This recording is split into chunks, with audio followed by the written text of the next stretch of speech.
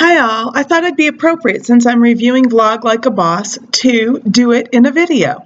I just finished the book. I know it came out today. I really should have had it done last week sometime, but I managed to finish it. And I've got to tell you, I'm more committed to doing video, not on an everyday basis, which it may seem right at the moment, but on a regular basis now than I was before. Amy takes you through basics at the very beginning of the book, like what vlogging is and how she got her start, which was a pretty cool start in my mind.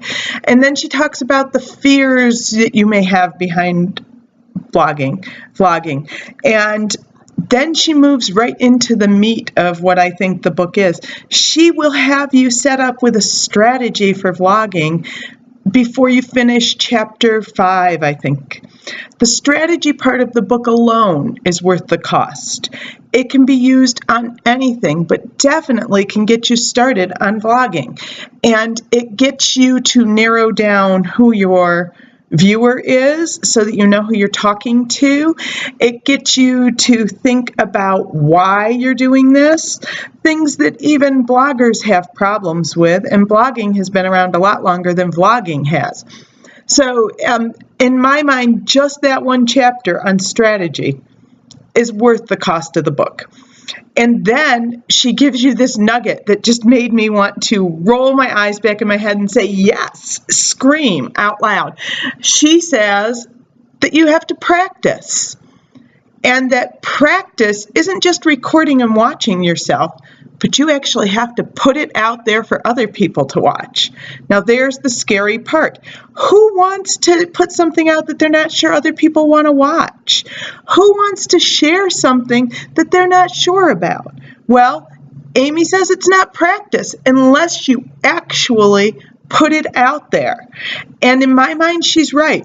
Because I've worked in radio, and until you actually put that recorded item on the air, it's not out there. Nobody knows about it but the people at the station, and they really could give a crap because that's what they do for work. So you really need to put your vlogging out there for it to be considered practice. You looking at it doesn't do you any good, but other people looking at it and starting a conversation and engaging with you does. So I'm going to tell you once again, other than the strategy part of the book, which is definitely worth the cost of the book, that little nugget about practicing probably is the most important thing I read. Now, I also read at the very end what the secret is, and I could tell you, and it's so simple. But I'm going to make you pick up the book and give it a read.